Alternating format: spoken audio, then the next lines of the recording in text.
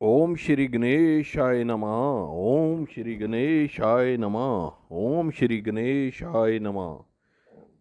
पौष कृष्ण गणेश चतुर्थी व्रत कथा में आपको सुनाता हूँ। यह कथा है राक्षस राज रावण की।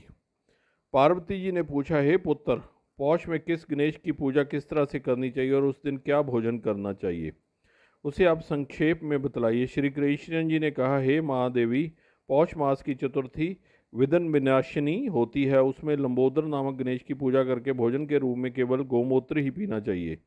व्रती को पूर्वोक्त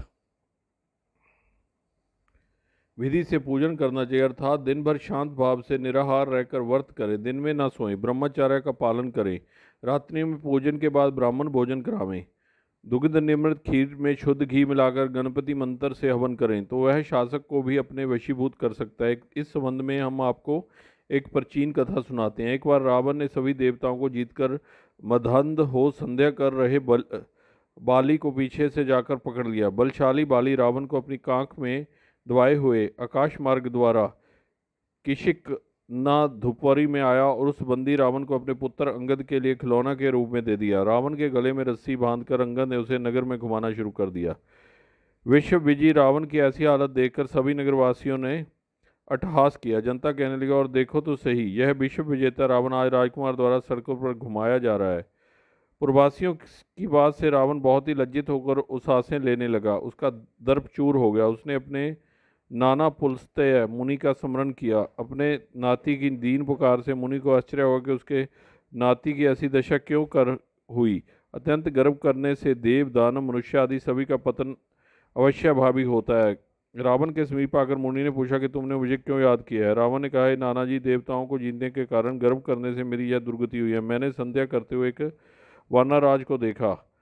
पश्चिम महासागर के तट पर मैंने उसे पीछे से पकड़ने की चेष्टा की, परंतु मैं भी ही उसके द्वारा पकड़ लिया गया। मुझे उसने यहाँ लाकर गले में रस्सी बांधकर अपने लड़के को खेलने के लिए दे दिया। इस दुर्गति को देखकर नगरवासी मेरी हंसी उड़ाते हैं। हे देव, इसी चिंता में मैं व्याकुल रहता हूँ।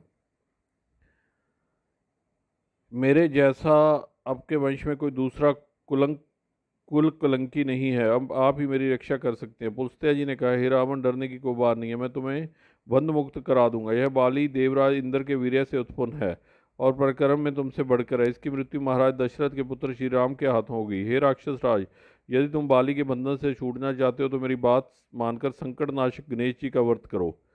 प्राचीन काल में वत्रासुर की हत्या के प्रायश्चित पूर्व इंद्र ने इस व्रत को किया था। तुम भी इस संकटनाशक व्रत को करो, बहुत शीघ्र ही तुम्हारा क्लेश दूर होगा। इस प्रकार आदेश देकर ब्रह्मश्री वन में चले गए और इधर रावण ने व्रत का अनुष्ठान किया। हे देवी, इस व्रत के प्रभाव से रावण तत्काल ही बंधन रहित हो गया और सुखपूर्वक अपना राज्य करने लगा।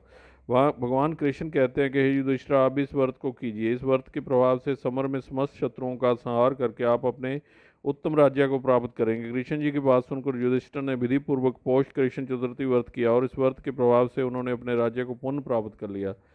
महान है श्री गणेश, महान है श्री गणेश जी के ये व्रत, जिससे जिंदगी ही बदल जाती है।